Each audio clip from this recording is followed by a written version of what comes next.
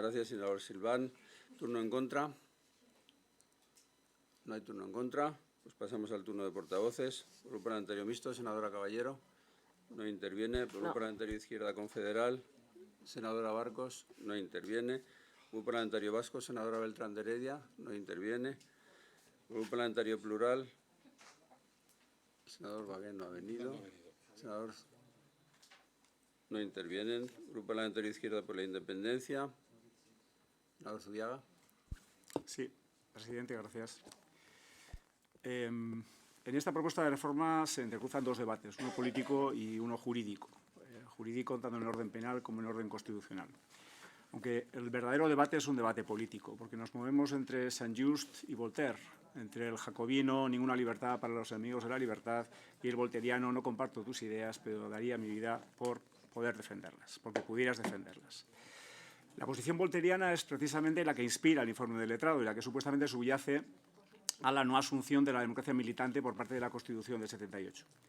Sin embargo, el funcionamiento real del sistema político español y de todos los estados, que en el mundo han sido de mayor o menor medida, nos lleva a pensar que bajo Voltaire se esconde siempre Schmitt, la política entendida como amigo o enemigo, es decir, ninguna libertad para los amigos de la libertad, tal y como el Estado defiende o define esa libertad. Que en el caso español es no a la libertad republicana, no a la libertad de los soberanistas vascos o catalanes.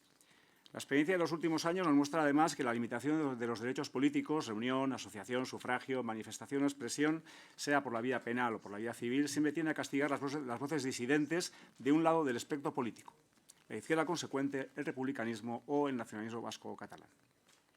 Por tanto, si realmente nos hallamos ante una verdadera democracia militante que curiosamente solo milita contra aquellos que deseamos más democracia, a lo mejor ha llegado el momento de que esa democracia militante milite por una vez contra los verdaderos enemigos de la democracia y la libertad y castigue la exaltación del autoritarismo fascista, la apología del franquismo en concurrencia con el menosprecio de sus víctimas o la violencia hacia ellas. Y reciba el reproche claro por parte del ordenamiento jurídico, sea en el orden civil o en el orden penal.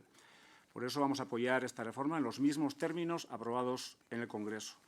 Y no duden que por la cuenta que nos trae nos gustaría ser volterianos, pero mientras el Estado no lo sea de verdad, no vamos a sumar la estupidez a la ingenuidad. El debate jurídico no es sino un reflejo de este debate político de fondo. Un debate cuyas líneas principales se ha manifestado con un rigor técnico considerable el informe del letrado, que, como he dicho antes, es claramente volteriano, defensor de los contenidos esenciales y los núcleos esenciales de los derechos políticos conectados, además, asociación, expresión, etcétera, etcétera. Sin embargo, no consideramos que las reflexiones que hace el letrado en su informe deban considerarse clara e incontrovertiblemente inconstitucionales, tal y como define la sentencia 128/2019 para entender que no debería darse cauce a esta reforma. Muy brevemente, el informe del letrado plantea cuestiones teóricas y constitucionales interesantes sobre la ley singular. Me parece paradójico que precisamente haga referencia a la ley de partidos, a la ley de legalización del Batasuna, diciendo que en aquel momento esa ley singular estaba justificada, no solo por la razonabilidad, proporción y adecuación o una necesidad imperiosa, sino porque existía un título constitucional habilitante, que era el artículo 6, el hecho de que los partidos políticos son asociaciones específicas. Entendemos que la justificación y la habilitación constitucional directa de esta ley, que proviene de la Ley de Memoria Histórica y se traslada a esta propuesta de reforma de ley de asociaciones, es toda la parte dogmática de la Constitución. Todo el título correspondiente a los derechos y libertades es el título constitucional habilitante de esta reforma. Más interesante es la reflexión acerca de cuál es el lugar en el que se debería hacer el reproche a este tipo de asociaciones fascistas. Si está ya suficientemente justificado ese reproche en el ámbito penal o en el ámbito civil, en el artículo 22, o si es necesario el planteamiento de una tercera vía, tal y como se hizo con la ley de partidos políticos, una vía que se lleva además al orden civil.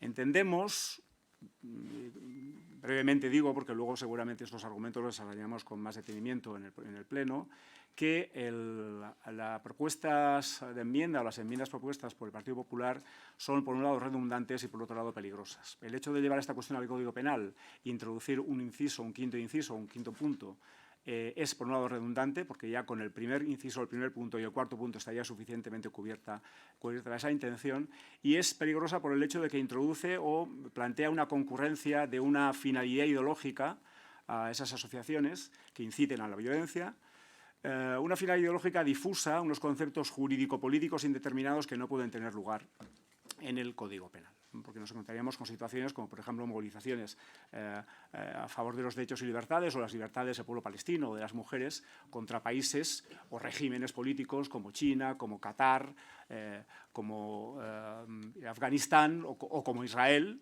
y una mera incitación a la violencia pueda llevar a la legalización de asociaciones, en este caso a favor de los derechos de la mujer o de los derechos del pueblo palestino. Con lo cual, toda esa definición ideológica que acompañaría a elementos que ya están suficientemente recogidos en el Código Penal creo que es redundante y peligrosa. Y en relación al resto de las enmiendas, yo creo que basta decir que todos esos supuestos están ya contenidos en el Código Penal, en los artículos correspondientes al artículo 571 al 580, en concreto el artículo 578, con lo cual, digamos, vuelve a ser redundante. Muchas gracias.